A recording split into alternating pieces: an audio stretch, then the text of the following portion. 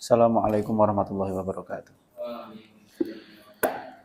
Hadratina Mustafa Muhammadin sallallahu alaihi wasallam wa ala alihi wa sahbihi wa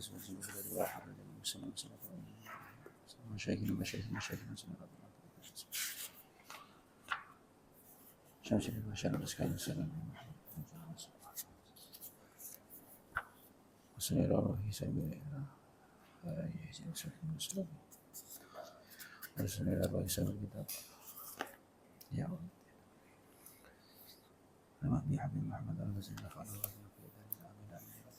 Al-Fatihah. A'udzu billahi minasyaitonir rajim. Bismillahirrahmanirrahim. Alhamdulillahirabbil alamin arrahmanir rahim maliki yaumiddin. Iyyaka na'budu wa iyyaka nasta'in ihdinas siratal mustaqim. Siratal ladzina an'amta 'alaihim ghairil maghdubi 'alaihim waladdallin. Bismillahirrahmanirrahim. Qala al-mu'allif rahimahullah wa nafa'ana bihi wa bi ilmihi fid dharaini. Amin amin ya rabbal alamin. Amma Syafi'iyu anapun utawi Imam Syafi'i. Amma Syafi'iyu anapun utawi Imam Syafi'i rahimah muga-muga paring rahmat hu ing Imam Syafi'i sapa Allahu Gusti Allah. Rahimah muga-muga paring rahmat hu ing Imam Syafi'i sapa Allahu Gusti Allah.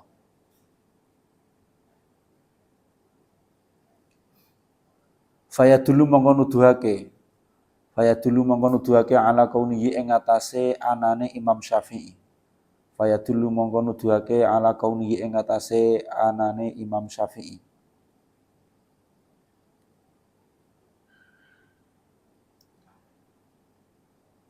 Ana iku abidan wong kang ahli ibadah. Iku abidan wong kang ahli ibadah. Apa annahu sak temene Imam Syafi'i. Apa annahu sak temene Imam Syafi'i.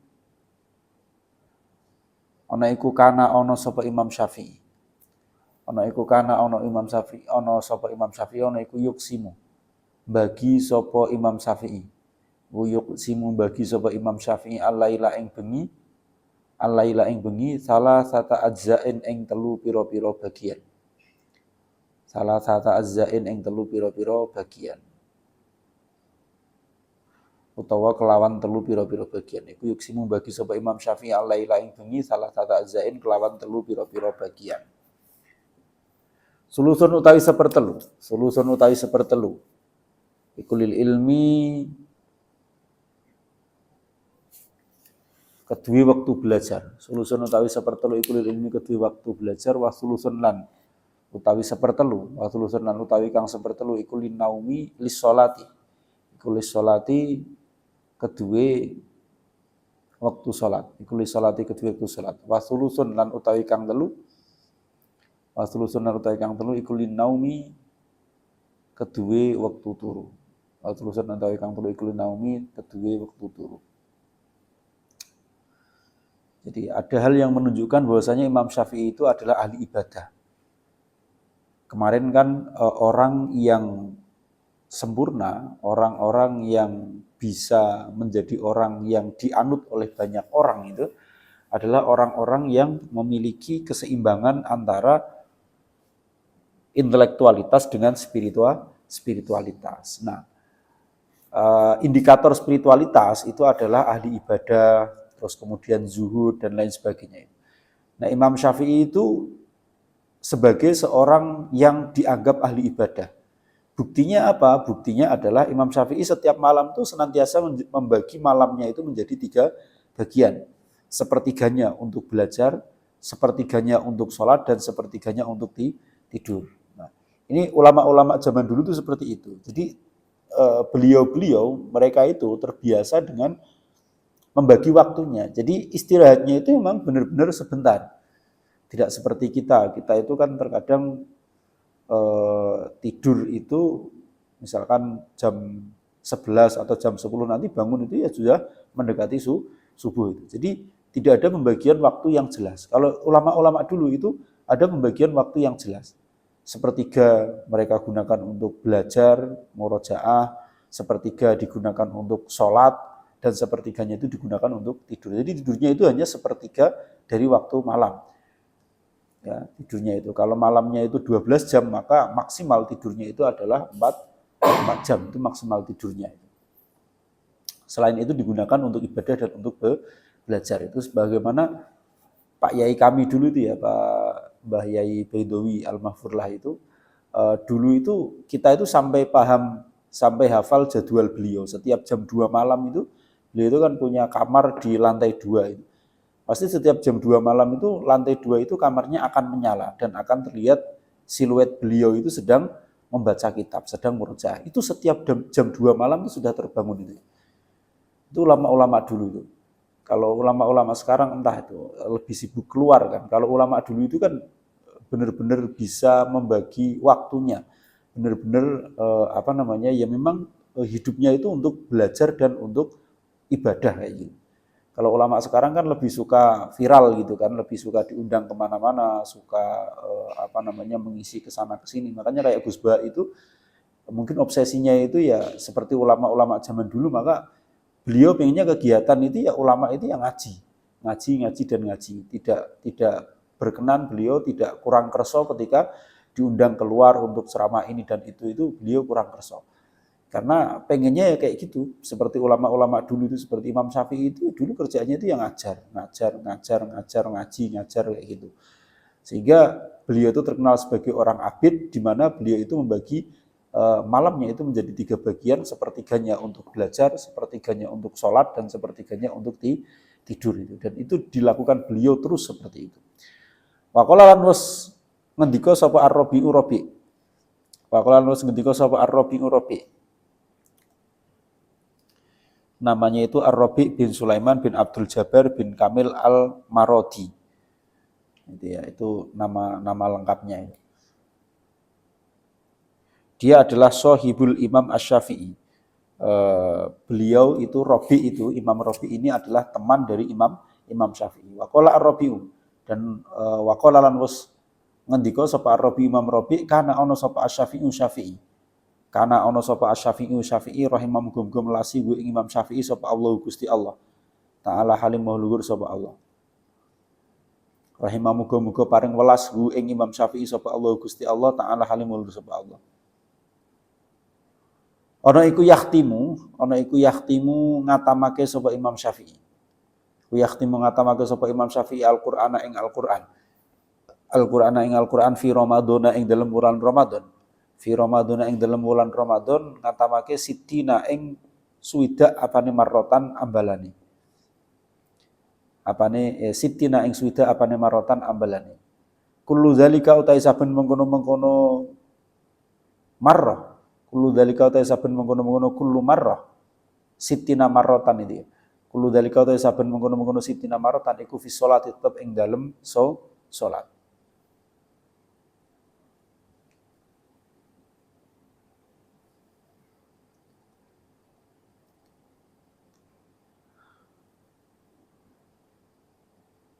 Wa kana lan ono sapa al-Buyiti. Wa kana lan ono sapa al-Buyiti.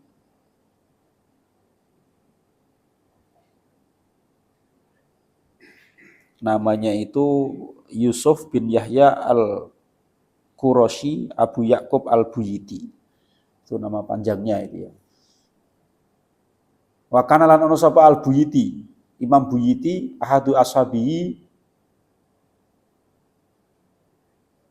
kang dadi salah suwijine pira-pira kancane Imam Syafi'i. Hadu ashabihi kang dadi salah sijine kancane pira-pira kancane Imam Syafi'i.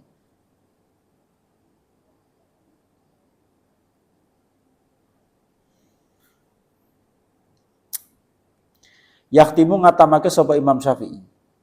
Yahtimu ngatamake sapa Imam Syafi'i fi kulli lailatin ing dalam saben-saben bengi marrotan ing sak ambalan.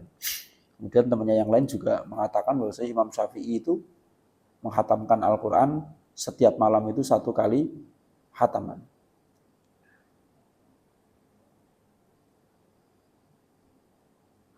Wa kana lan ono waqala lan wis dawuh waqala lan wis ngendika sapa Al Husain Al-Karabisi wa kana lan ono sapa Al Husain waqala lan wis ngendika sapa Al Husain Al-Karabisi rahimah muga-muga paring rahmat hu ing Husain Al-Karabis sapa Allah Gusti Allah taala halim wa sapa Allah. Bitu nginep sapa ingsun ma'a Syafi'i sartane Imam Syafi'i.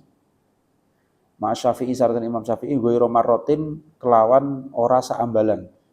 Ghairu marratin kelawan ora saambalan. Fakana mongko ana sapa Imam Syafi'i ana iku yusolli salat sapa Imam Syafi'i. Fakana mongko ana sapa Imam Syafi'i iku yusolli salat sapa Imam Syafi'i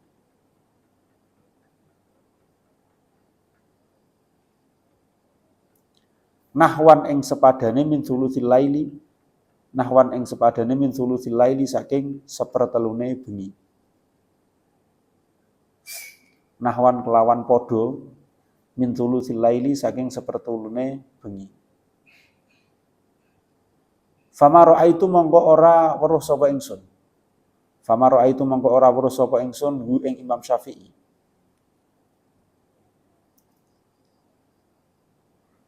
Imam Syafi'i yazidu nambahi sapa Imam Syafi'i ala khamsina ing atase 50 apane ayate. Ala khamsina ing atase 50 apane ayate. Fa idza aksara mongko nalika luwih akeh fami'atan mongko fami'atin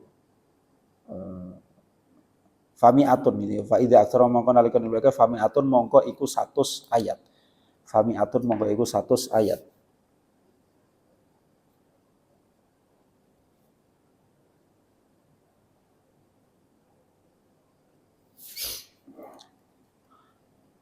Layamurru orang nglewati sapa Imam Syafi'i ala ayati rahmatin ing atase ayat rahmat. Ala ayati rahmatin ing atase ayat rahmat illa sa'ala kejaba nyuwun sapa Imam Syafi'i Allah ing Gusti Allah taala halimul luhur sapa Allah illa sa'ala kejaba nyuwun sapa Imam Syafi'i Allah ing Gusti Allah taala halimul luhur sapa Allah nyuwun li nafsihi kedue awak dhewene Imam Syafi'i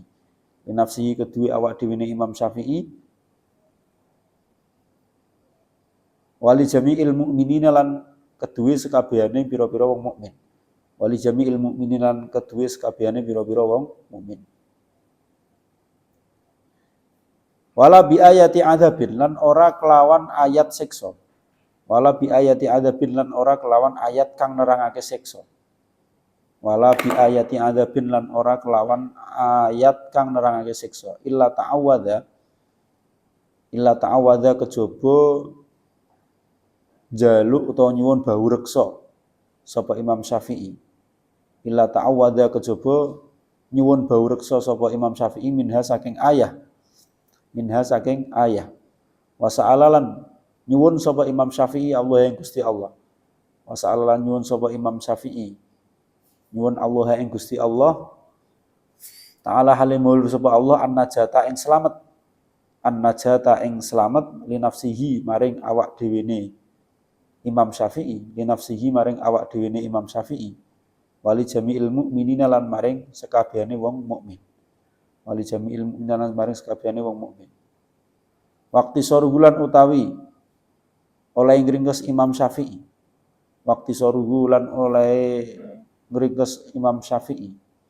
Ala khamsina ing atase 50 apane ayatan-ayate. Ala khamsina ing atase 50 apane ayatan-ayate iku ya dulu nuduhake.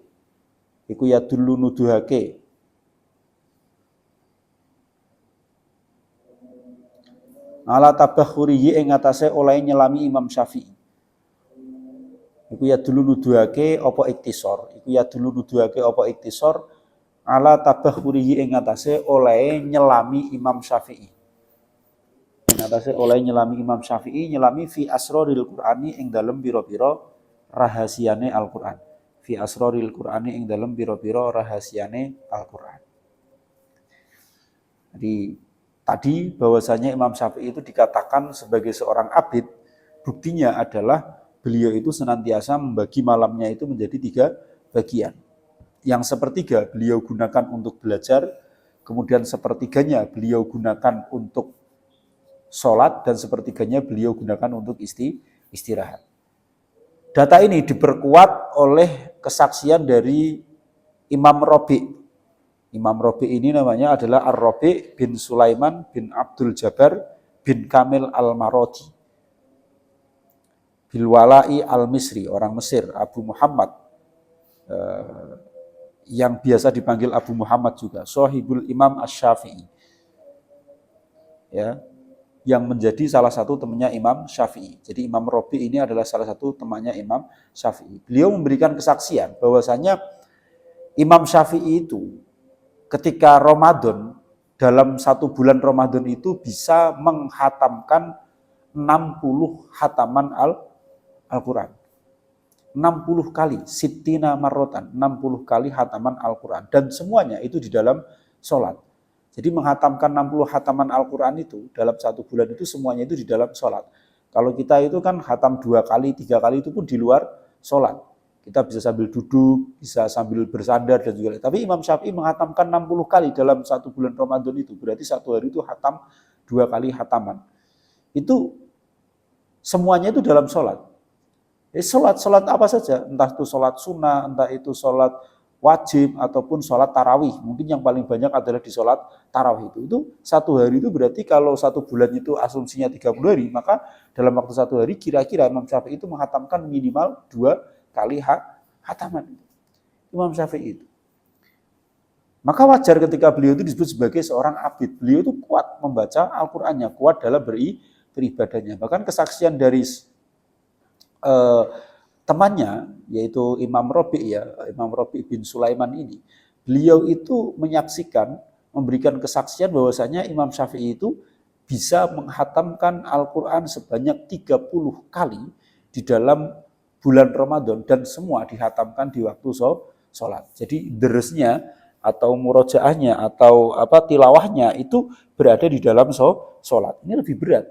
Kita diajak sholat tarawih 1 juz saja itu rasanya sudah luar biasa beratnya. Tapi kalau Imam Syafi'i itu 1 hari itu bisa 2 kali hataman. Kan luar biasa. Ini tidak tilawah biasa. Kalau kita bisa menghatamkan 3 atau 4 kali atau 5 kali itu kadang kita tilawahnya itu biasa. Artinya tetap dilaksanakan di luar sholat. Bisa sambil duduk, bisa sambil bersandar, sambil ngantuk-ngantuk, itu juga nggak apa-apa. Tapi kalau Imam Syafi'i itu enggak. Semuanya Al-Quran itu dihatamkan di waktu sholat. Kullu dzalika fis sholat.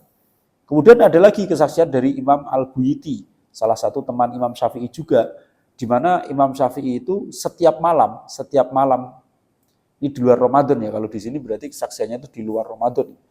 Beliau setiap malam itu menghatamkan 1 kali hataman Al-Quran.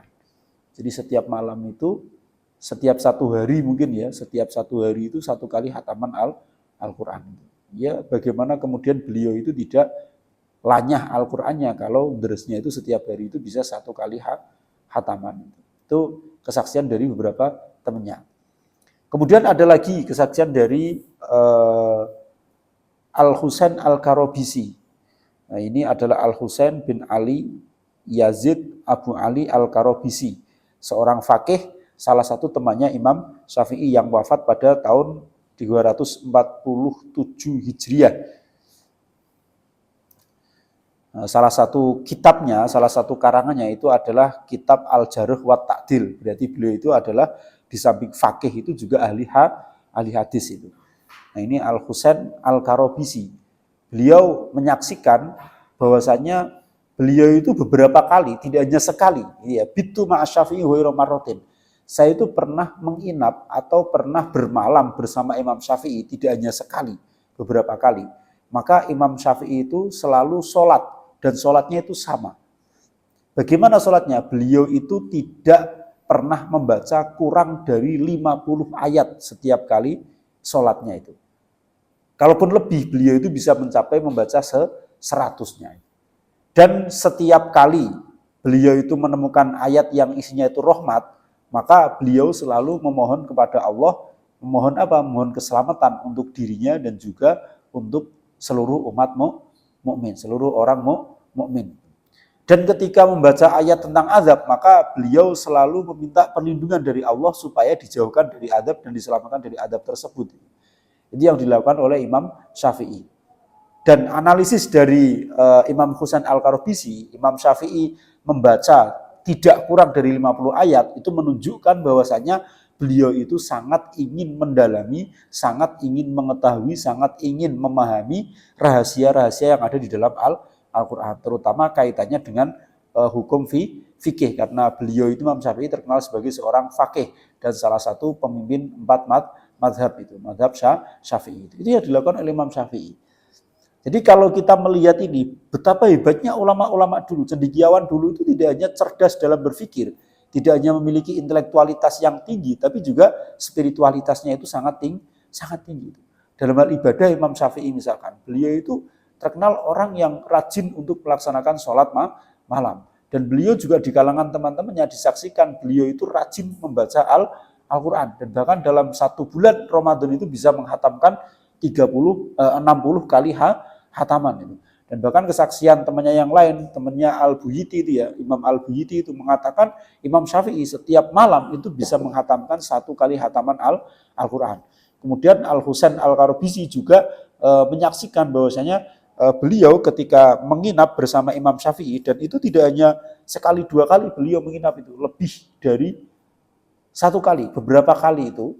Kemudian beliau itu menyaksikan bahwasanya Imam Syafi'i setiap sepertiga malam itu selalu melaksanakan sholat. Dan di dalam sholatnya itu beliau itu membaca minimal 50 ayat Al-Quran.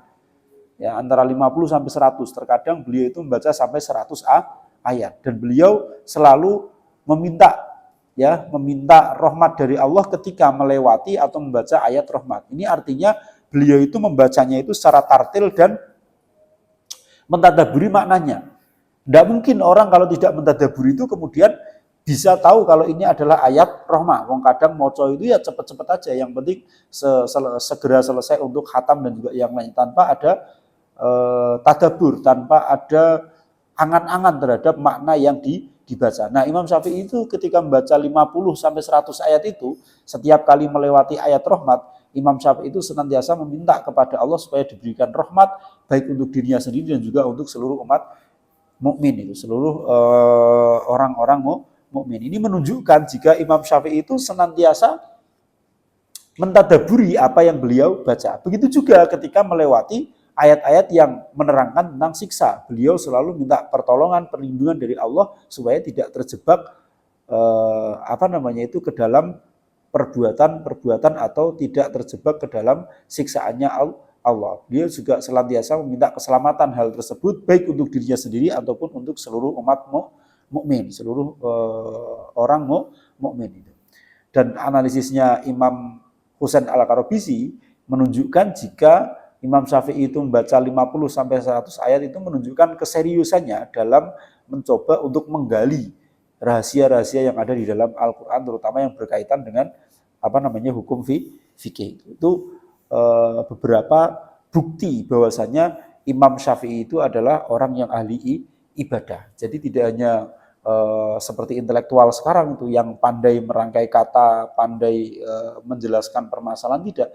Tapi Imam Syafi'i juga memiliki kedekatan dengan Allah dengan cara beribadah kepada Allah. Dan ibadahnya itu ya melebihi ibadah pada umumnya orang. Kalau orang itu kan jangankan sholat sampai baca 50 ayat itu, kita bisa istiqomah sholat tahajud saja itu sudah baik. Tidak usah baca ayat yang banyak-banyak. Kita bisa baca surat-surat pendek, mau untuk sholat tahajud 2 rakaat saja itu sudah luar biasa. Dan bisa istiqomah itu luar biasa. Tapi kalau Imam Syafi'i ini enggak.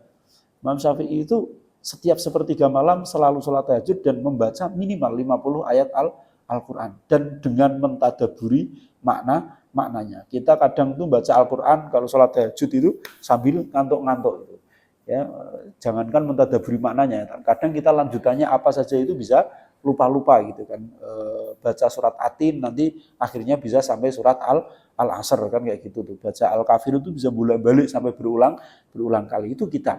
Tapi kalau ulama-ulama dulu itu, Imam Syafi'i contohnya itu, tidak pernah seperti itu. Beliau itu membacanya itu benar-benar tartil, benar-benar dengan mengangan-angan atau mentadaburi maknanya itu. Sehingga beliau bisa ketika melewati ayat-ayat tentang rahmat, beliau itu meminta kepada Allah supaya diberikan rahmat itu dan juga memberikan rahmatnya Allah itu kepada orang-orang mukmin. Ketika melewati ayat-ayat yang menjelaskan tentang adab, beliau itu senantiasa meminta ampunan, meminta perlindungan supaya terhindar dari adab tersebut, baik untuk dirinya sendiri maupun untuk orang-orang mukmin.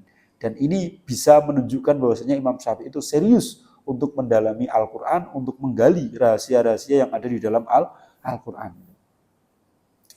Waqala lan wasdawu sapa Asy-Syafi'i Imam Syafi'i. Waqala lan wasdawu sapa Asy-Syafi'i Imam Syafi'i.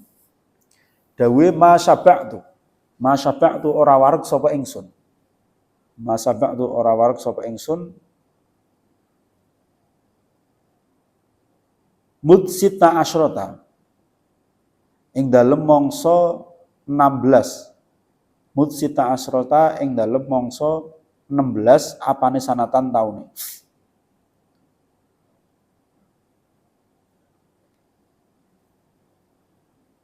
Li'annahu krana sak temene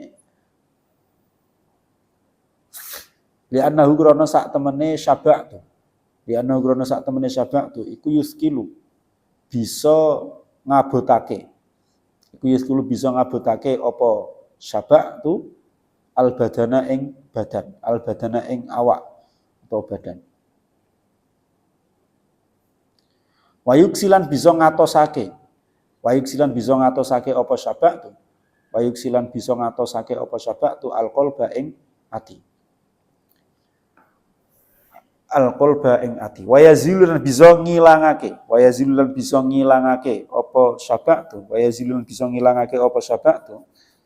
Ngilangake al-fatonata ing kecerdasan. Al-fatonata ing kecerdasan.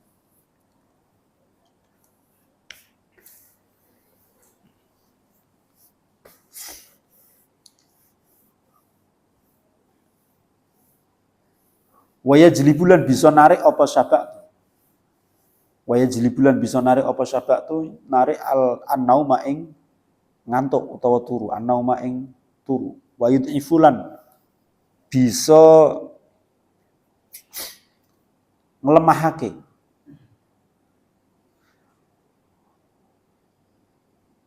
Wayud'ifulan bisa ngelemahake utawa ngapesake apa syaba'tu. Wayud'ifulan bisa ngapesake apa syaba'tu sahibahu ing wong kang duweni syaba'at. Sahibahu ing wong kang duweni syaba'tu anil ibadati saking ibadah. Anil ibadati saking ibadah. Maqala lan wis dawuh sapa Imam Syafi'i. Maqala lan wis dawuh sapa Imam Syafi'i mahalaftu. Mahalaftu ora pernah sumpah sapa ingsun.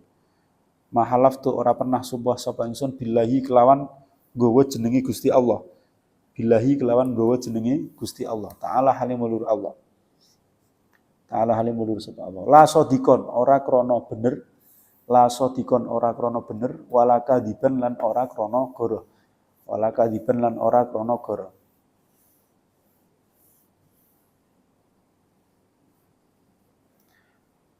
Kala ngendika sapa Imam Syafi'i.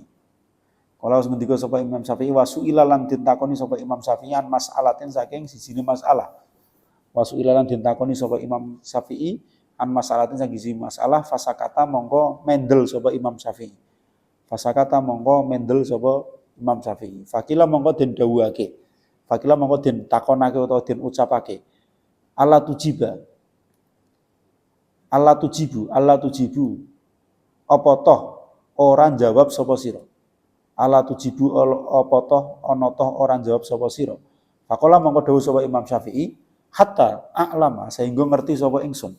Hatta a'lama sehingga ngerti sapa ingsun annal fadla ing sak temene keutamaan annal fadla ing sak temene keutamaan iku fi sukuti ing dalem meneng ingsun iku fi sukuti ing dalem meneng ingsun au fil jawabi utawa ing dalem aweh jawaban. Au fil jawabi utawa ing dalem aweh jawaban.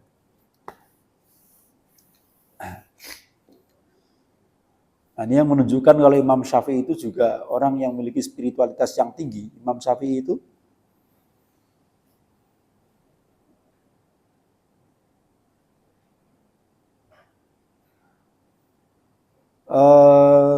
apa namanya, tidak pernah merasa kenyang. Tidak pernah merasa kenyang mulai dari usia 16 tahun. Mulai dari usia 16 tahun. Jadi beliau itu tidak pernah merasa kenyang.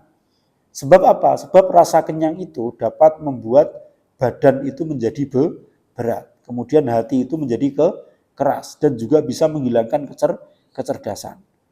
Dan dapat membuat orang yang kenyang itu mudah untuk tidur, mudah untuk ngantuk, dan membuat orang yang kenyang itu malas untuk melaksanakan ibadah.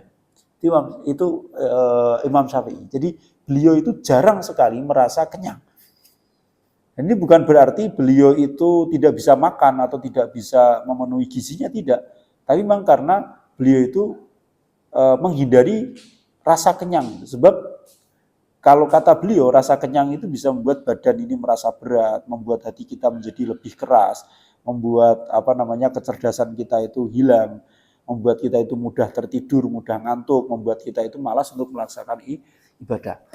Maka sekali lagi, kalau berdasarkan teks yang ada itu ya, dari kitab-kitab salaf itu, ketika ada pernyataan yang mengatakan bahwasannya sarapan kenyang, terus kemudian gizi tercukupi, terus kemudian makanan itu cukup dan juga yang lainnya, orang tuh sering merasa kenyang itu ya dengan berbagai macam makanan yang makan harus sehari 3 kali dan juga yang lainnya.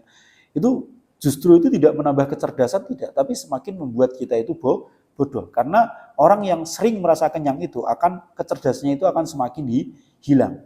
Karena wayuzilu al-fatonata, rasa kenyang itu akan menghilangkan kecerdasan dan membuat orang itu menjadi mudah ngantuk dan malas untuk beribadah.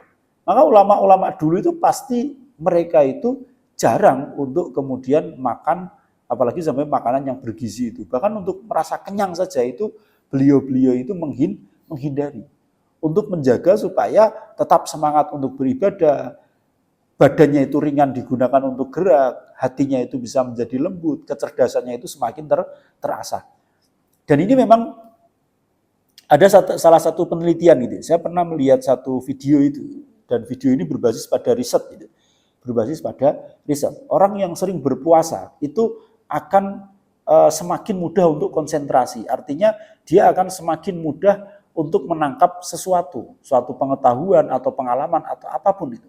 Orang itu akan mudah untuk menjadi khusyuk. Jadi kalau kalian belajar di pondok atau sambil kuliah, itu kalau kalian itu semakin rajin untuk berpuasa, maka otak kalian itu akan menjadi semakin cerdas. Dan ini berdasarkan pada riset.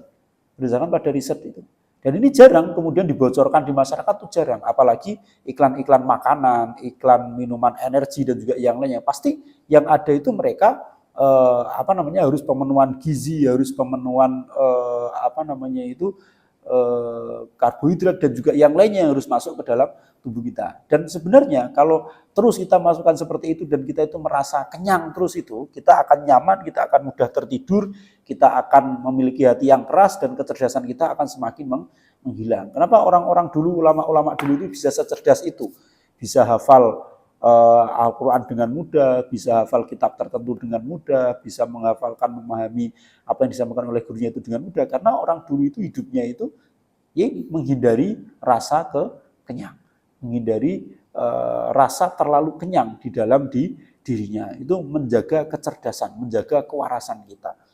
Dan memang iya, kalian bolehlah simak videonya itu, misalkan kayak kalau saya mendapatkan video itu tuh dari ada namanya channel namanya keluargaarif.com, itu channel di YouTube. Nah, orang itu, si pemilik channelnya itu, dia setelah mini riset gitu ya, terus kemudian dia mendapatkan satu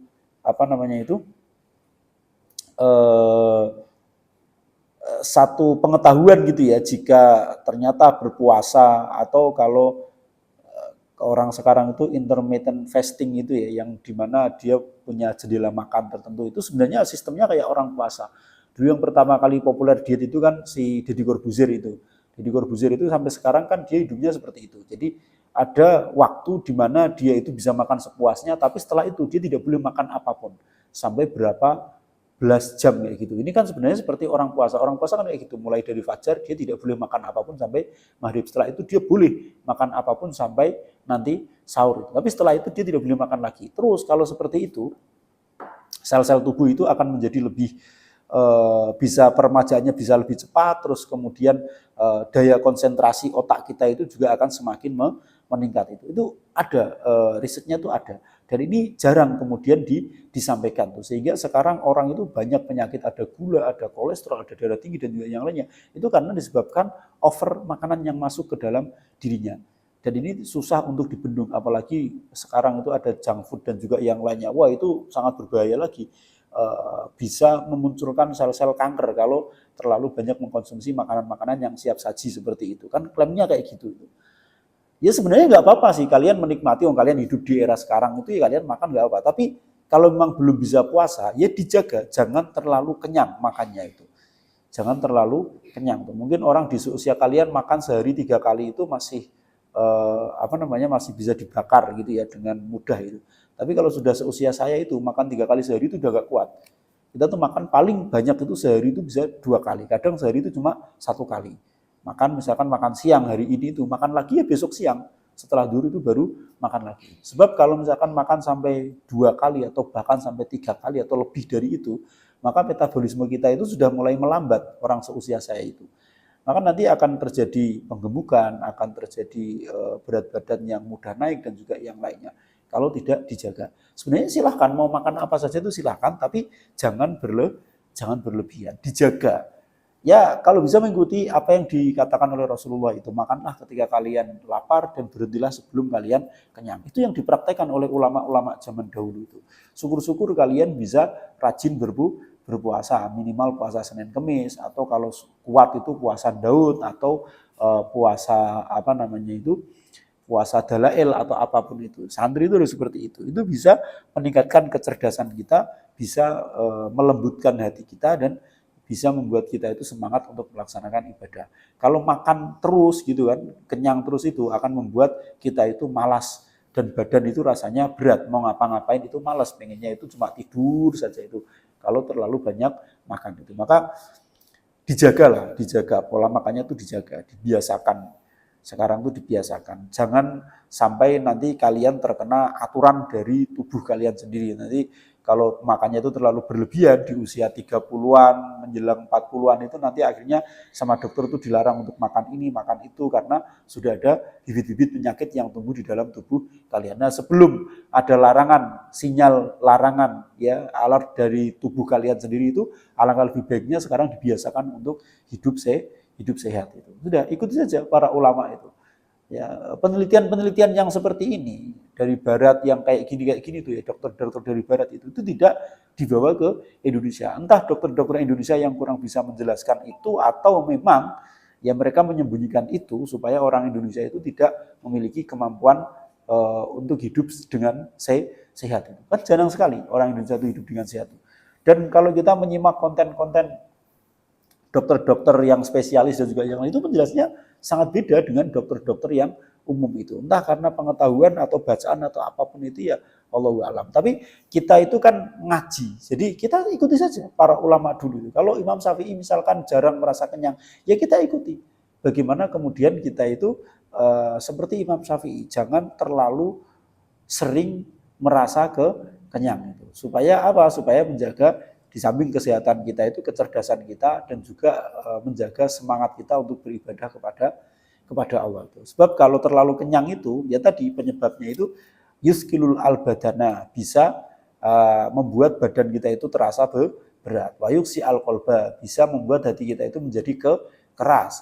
Wa yuzilu alfatonata, bisa menghilangkan kecerdasan. Wa yajlibun nauma, bisa membuat orang yang terlalu kenyang itu mereka mudah untuk tidur, mudah untuk ngantuk, akhirnya malas-malasan. Wa yudhifu sahibahu anil ibadah, dan akan membuat orang tersebut itu menjadi malas untuk melaksanakan ibadah. Ya karena itu tadi, wa yajlibun nauma itu ngawane ngantuk, itu kan malas. Mau bangun Sepertiga malam saja itu susah itu. Karena apa ya? Karena kita terlalu kenyang itu. Ya ada orang itu yang tidak bisa bangun karena terlalu kecapean, over kegiatan dan juga yang lainnya ada. Tapi ya kebanyakan orang itu ya terlalu nyaman tidurnya, terlalu kenyang perutnya itu sehingga tidurnya itu nyaman. Kalau kita lapar itu kan tidur kita nggak nyaman. Kebangun-bangun terus kan kayak gitu. Ya yang penting jangan sampai kelaparan kan kayak gitu. Tapi jangan terlalu kekenyangannya sederhana saja, standar saja itu. Dan Imam Syafi'i itu pernah berkata, mahalaftu billahi la shadiqan wala kadziban. Imam Syafi'i itu tidak pernah mengatakan sumpah demi Allah pada hal yang benar, apalagi pada hal yang tidak benar. Nah, kalau orang sekarang itu kan trennya itu bahkan tidak hanya sumpah demi Allah, tapi mubahalah gitu kan. Mubahalah, sumpah yang rela kalau sumpah saya itu salah, maka saya akan dikenai adab oleh Allah itu. Kan kayak gitu tuh. Trennya orang sekarang. Itu bukan ajaran para ulama. Para ulama dulu itu tidak pernah melaksanakan sumpah-sumpah seperti itu. Sekarang itu permasalahan yang masih abu-abu ya, entah benar entah salah saja, itu orang berani untuk melakukan mubahalah, bahkan bawa-bawa anak istrinya. Kan trennya seperti itu. Nah, ini jangan ditiru, karena ulama-ulama dulu itu tidak seperti itu. Ulama-ulama dulu tidak seperti itu. Bahkan Imam Syafi'i itu mengatakan, mahalaftu billahi ta'ala la shadiqan wala kadziban. Saya tidak pernah mengucapkan sumpah demi Allah pada sesuatu yang benar ataupun sesuatu yang, apalagi sesuatu yang salah. Benar saja Imam Syafi'i tidak mengatakan sumpah demi Allah kalau saya seperti itu, enggak pernah. Apalagi pada sesuatu yang bohong, yang tidak benar. Ya enggak mungkin Imam Syafi'i. Maka kalau kalian tuh ingin mengikuti ulama-ulama dulu, jangan gampang mengucapkan sumpah. Ya kalau kita mungkin sesekali gitu ya keceplosan ngomong sumpah demi Allah itu terjadi kayak gini itu. Ya kalau bisa itu dihindari. Jangan sampai kemudian kita itu sering mengucapkan sumpah karena Allah itu. Karena kebenaran itu ya hanya Allah yang tahu. Kebenaran itu hanya Allah yang tahu. Terkadang mata kita, terkadang telinga kita atau perasaan kita itu dikuasai oleh sesuatu yang tidak benar. Mungkin kita ingin bersumpah tapi niatannya itu sesuatu yang tidak baik atau apapun itu. Maka jangan mudah untuk bersumpah, apalagi mubahalah dan juga yang lainnya. Udah, itu tidak perlu. Ulama-ulama dulu tradisinya nggak kayak gitu. Jarang bersumpah. Ya karena kita tidak tahu apakah apa yang kita anggap benar itu benar-benar benar menurut Allah, kan kita nggak tahu. Kebenaran yang mutlak itu kan kebenarannya Allah. Kalau kita kan tidak tahu, ya ngapain kita kemudian bersumpah? Tidak pernah bersumpah karena dengan menyebut nama Allah itu. Dan Imam Syafi'i itu etikanya, ketika beliau ditanya tentang sesuatu dan beliau itu tidak tahu jawabannya, belum tahu jawabannya, maka beliau akan memilih diam. Pernah suatu ketika beliau itu ditanya tentang satu masalah, kemudian beliau itu diam. Ketika ditanya, kenapa Anda tidak menjawab? Beliau mengatakan, faqala hatta alama anal fadla fi sukuti aw fil jawabi. Sehingga saya itu benar-benar tahu, benar-benar paham apakah yang utama itu diam atau menjawab. Artinya sampai saya benar-benar tahu jawabannya, maka saya akan memilih untuk diam. Ya, kalau nggak tahu ya nggak usah sok-sokan tahu menjawab dan juga yang lain. Itu etikanya Imam Syafi'i. Ketika ditanya sesuatu, maka beliau itu tidak benar-benar tidak pernah menjawab atau memilih untuk diam kalau benar-benar tidak pasti jawabannya itu seperti apa. Waqala lan ngendika sapa Ahmad bin Yahya. Waqala ngendika sapa Ahmad bin Yahya. Kharaja metu sapa Asy-Syafi'i Imam Syafi'i. Yauman ing dalem suwijine dina. Metu min sukil konadili saking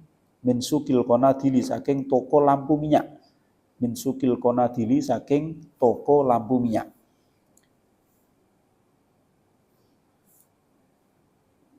Fatabina mongko ngetut sapa kita hu Imam Syafi'i.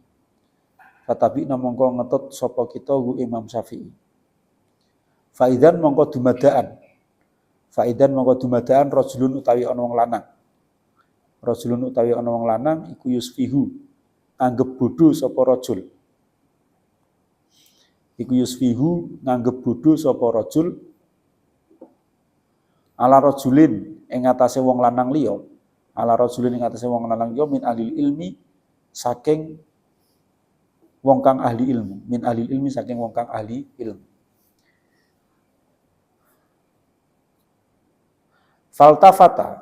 Faltafata mongko noleh sapa Asy-Syafi'i Imam Syafi'i. Faltafata mongko noleh sapa Asy-Syafi'i Imam Syafi'i lain maring kita. Ilaina maring kita faqala mongko dawuh sapa Imam Syafi'i. Faqala mongko dawuh sapa Imam Syafi'i. Nazihu padha bersihna sapa sira kabeh. Nazihu padha bersihna sapa sira kabeh asma'akum ing pira-pira pangrungu sira kabeh. Asma'akum ing pira-pira pangrungu sira kabeh. Bersihake an istima'il khina. An istima'il khina saking pangrungu Allah. Saking pangrungu Allah.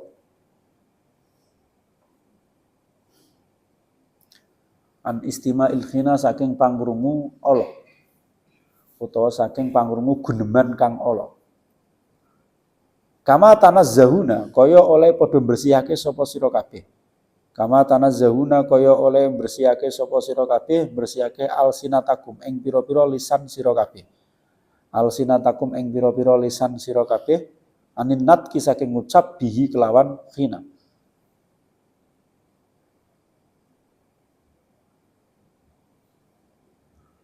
Anin natki saking ngucap bihi kelawan al-khina. Fa innal mustami'a monggo sak temene wong kang ngrungokake. Fa innal mustami'a monggo sak temene wong kang ngrungokake iku syarikul qaili. Iku syarikul qaili kancane wong kang ngucap. Iku syarikul qaili kancane wong kang ngucap.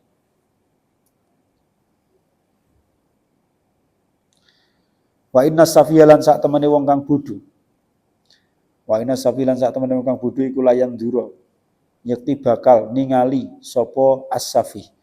Iku layan dura yakti bakal ningali sapa as-safih ningali ila akhbati syai'in maring luweh ala-alane suwiji-wiji. Ila akhbati syai'in maring luweh ala-alane suwiji-wiji fi wi'aihi ing dalem wadahe safih. Fi wi'aihi ing dalem wadahe safih. Payah rusu mongko semangat sopo safi.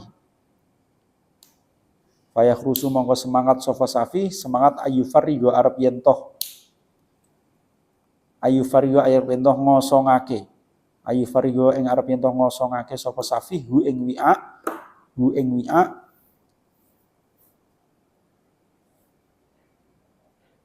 fi awiyatikum ing dalem pira-pira wadah sira kabeh. Fi awiyatikum ing dalem pira-pira wadah sira kabeh.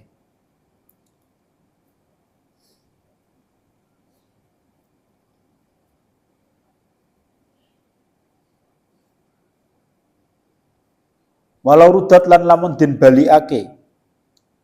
Walau rudat lan lamun den balikake.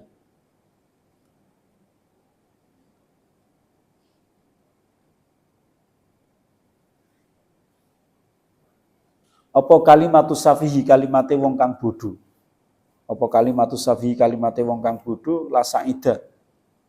Yakti bejo. Ya la saida yakti bejo sapa radduha wong kang balikake kalimah. Wong kang balikake kalimah kama yaski kaya oleh gawe cilaka. Kama yaski kaya oleh gawe cilaka. Dia kelawan kalimah sapa ko iluha. Sapa ko iluha wong kang ngucapke kalimah. Sapa ko iluha wong kang ngucapke kalimah.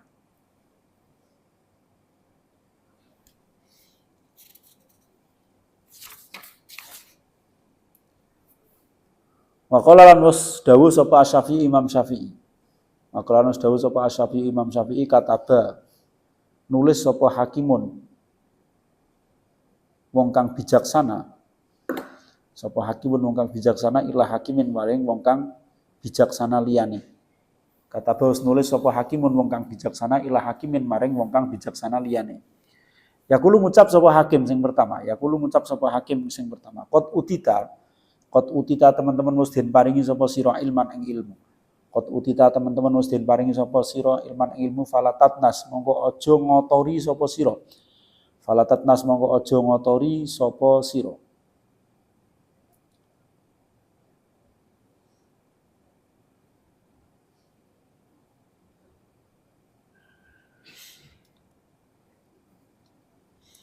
Ilmaka ilmu sira bidul mati dunubi kelawan petenge pira-pira dosa. Bidul mati dunubi kelawan petenge pira-pira dosa. Fatabqa mongko bakal tetep sapa sira. Fatabqa mongko bakal tetep sapa sira tetep fizul mati ing dalem. Fidul mati ing dalem kapetengan, fidul mati ing dalem kapetengan yaumayas'a ing dalem agawe. Yaumayas'a ing dalem dinane agawe. Yaumayas'a ing dalem dinane agawe sapa ahlul ilmi. Wong kang duweni ilmu, sapa ahlul ilmi wong kang duweni ilmu binuri ilmihim kelawan cahayane ilmune ahlul ilmi. Binuri ilmihim kelawan cahayane ilmune ahlul ilmi. Jadi Imam Syafi'i itu pernah keluar dari sebuah toko lampu minyak. Ini kata Ahmad bin Yahya ya. Kemudian Ahmad bin Yahya ini mengikuti Imam Syafi'i. Tiba-tiba di tengah jalan itu ada seseorang laki-laki yang membodoh-bodohkan laki-laki lain yang padahal dia itu adalah ahli ilmu. Jadi ada seorang laki-laki yang menghina laki-laki lain yang ahli ilmu. Kemudian Imam Syafi'i itu berkata, ya, memalingkan wajahnya kepada Ahmad bin Yahya itu kemudian berkata. Ahmad bin Yahya ini enggak sendirian ya, ada beberapa orang yang ikut itu. Naziu asma'akum min istima'il khina. Ya, bersihkan telinga kalian dari mendengarkan kalimat-kalimat yang jelek, kalimat-kalimat yang buruk sebagaimana kalian membersihkan lisan kalian dari mengatakan hal tersebut. Artinya di sini ada nasihatnya Imam Syafi'i itu, Imam Syafi'i menasihatkan kepada Ahmad bin Yahya dan juga umumnya kepada kita yang membaca kitab ini tuh supaya kita itu tidak terbiasa mendengarkan hal-hal yang buruk. Sebagaimana kita tidak mendengarkan hal yang buruk, kita juga jangan mengucapkan perkataan-perkataan yang buruk itu. Karena final mustami'a itu syarikul qail. Orang yang mendengarkan perkataan-perkataan buruk itu dianggap sebagai teman orang yang mengatakan. Maka jangan sampai kita mengatakan atau mendengarkan perkataan-perkataan yang buruk itu. Orang yang bodoh itu dia selalu melihat atau melakukan hal-hal yang buruk. Ya, itu ibaratnya itu seperti mereka itu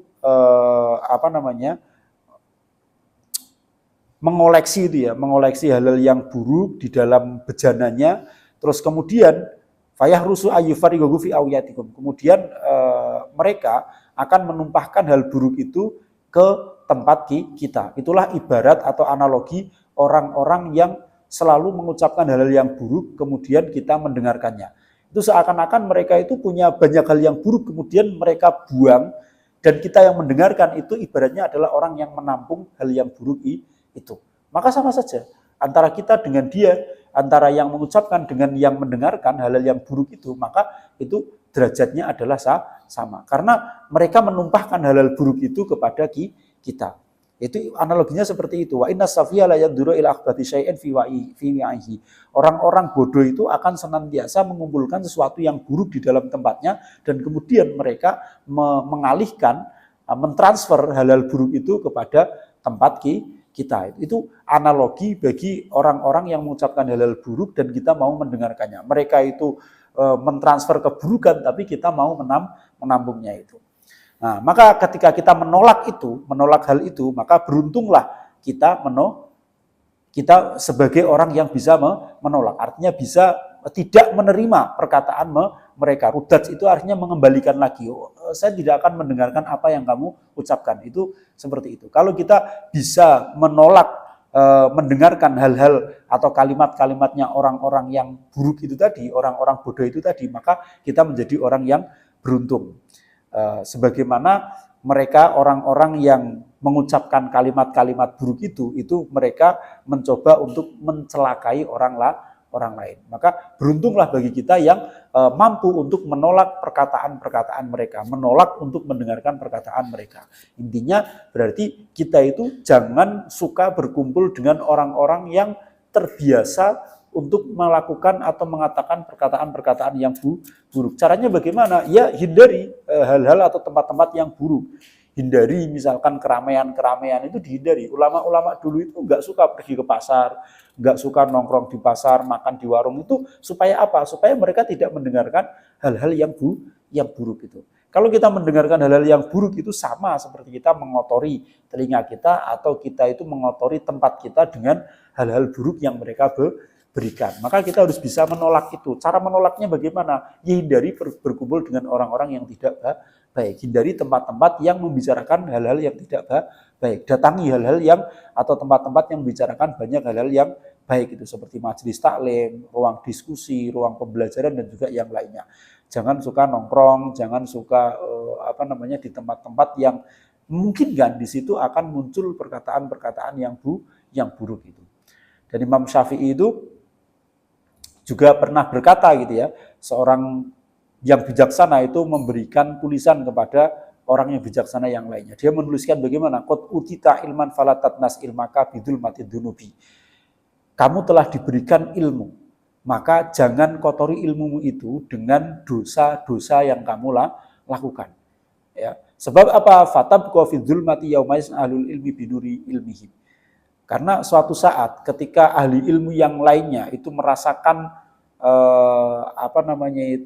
terang benderang dengan ilmunya di hari kiamat nanti, kamu akan tetap dalam kegelapan. Kalau kamu mengotori ilmumu itu dengan melakukan perbuatan-perbuatan dosa. Jadi kalau sudah berilmu itu ya kita harus sesuai dengan ilmu kita. Jangan justru kita berilmu, kita tahu hukumnya, tapi justru kita malah melanggar apa yang kita ketahui itu. Maka tidak akan ada manfaatnya ilmu nanti itu. Ketika nanti di akhirat atau di hari kiamat, ketika ahli ilmu itu mendapatkan lentera dari ilmu-ilmunya itu, orang yang berbuat dosa, meskipun dia itu berilmu, maka dia akan tetap dalam kondisi kegelapannya. Jangan sampai itu kemudian kita menjadi orang yang seperti itu. Kalau sudah diberikan ilmu oleh Allah, fala tatnas ilmaka bidzulmid dzunubi. Jangan kita mengotori ilmu kita dengan perbuatan-perbuatan dosa yang kita lakukan. Sehingga kita akan tetap dalam kegelapan di saat ahli ilmu yang lainnya itu mendapatkan cahaya yang terang benderang dari ilmu yang mereka miliki. Jadilah kita itu seperti mereka yang kelak akan mendapatkan syafaat dari ilmu kita, kelak akan mendapatkan cahaya dari ilmu-ilmu kita. Jangan sampai kita ahli ilmu tapi kita mendapatkan kegelapan di hari kiamat itu. Wa amma zuhduhu faqad qala rahimahullah. Wallahu a'lam bishawab. Terima kasih. Assalamualaikum warahmatullahi wabarakatuh.